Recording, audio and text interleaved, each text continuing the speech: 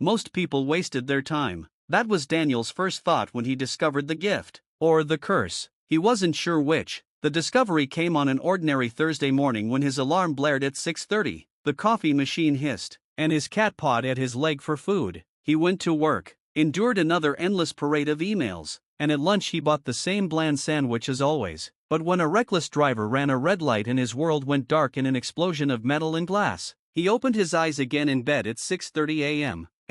Exactly where the day had begun. At first he thought he'd dreamed it, but when every moment replayed exactly as before, the coffee, the cat, the sandwich, the crash, he knew something impossible was happening. And when he woke up yet again at 6:30, unharmed, with the day looping before him, he realized he could live this Thursday forever.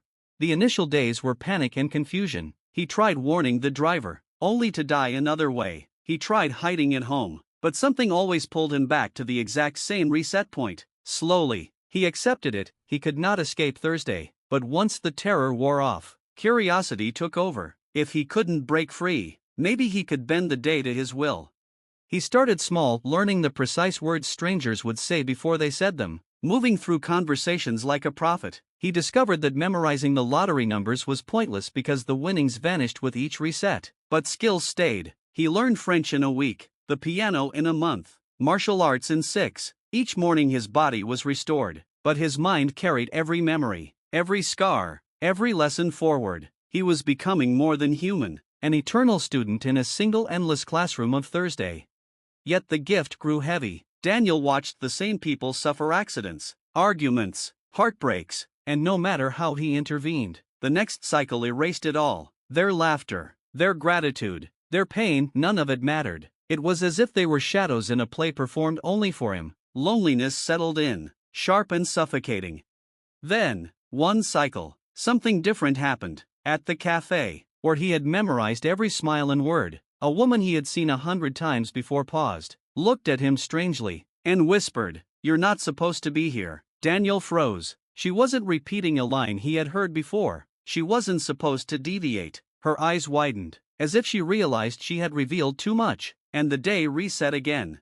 The next loop, he sought her out immediately. Her name tag said Claire, and this time she said nothing unusual, moving through her script as though nothing had happened. But Daniel couldn't let it go. He repeated the day dozens of times, watching her carefully, probing her with new questions, until finally, on the 57th loop, she slipped again. "You need to stop," she whispered, her hand trembling as it passed him his coffee. "This day isn't yours to keep."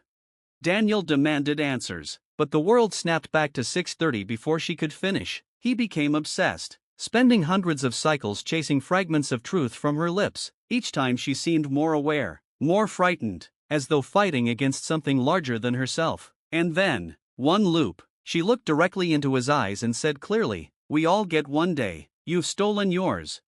The words burned in his mind. Stolen? From who? And why him? He thought back to the crash, to the split second before darkness. Maybe he had died that day, and this was no gift but a prison, his refusal to let go, his greed for one more sunrise trapping him in repetition. The realization struck him harder than any car. The loops weren't infinite life, they were infinite death postponed, and Claire wasn't a stranger. She was something else, a guide, a gatekeeper, maybe even part of whatever force governed this place. The next morning, when the alarm blared at 6:30, he didn't jump from bed in a frenzy of purpose. He sat quietly, breathing, and when Claire handed him the coffee, he whispered back, "I'm ready."